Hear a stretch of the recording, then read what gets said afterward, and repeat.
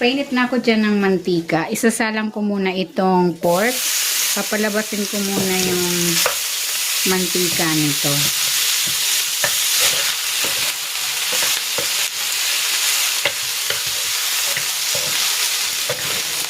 Ayan, pag ganitong lumabas na yung sariling mantika nitong pork, tatabi muna natin. Ihigisa ko na dito itong bawang.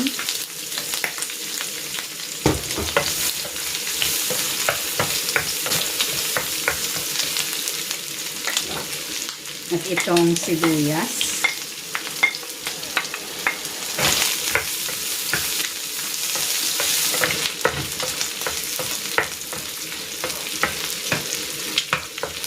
Ilalagay ko na dito itong balaw.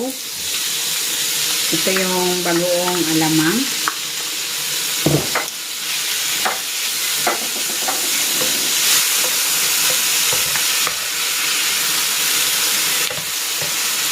Igisa lang natin ng maigi.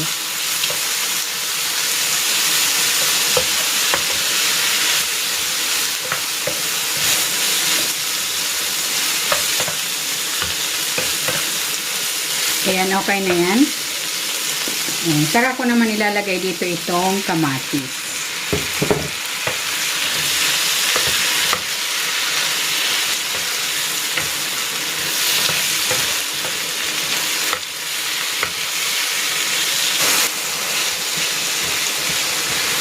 Ayan, pag ganitong malambot na yung kamatis,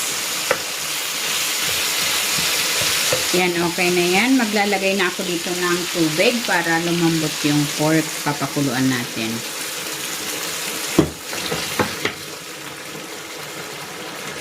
Tatakpan ko muna ito.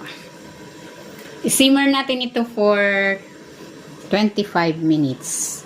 Or hanggang sa lumambot yung pork.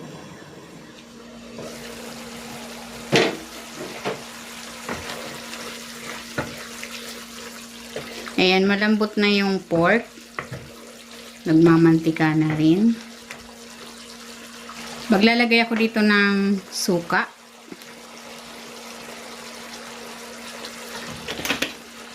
At ng paminta. Ilalagay ko na rin tong siling green. Siling panigang.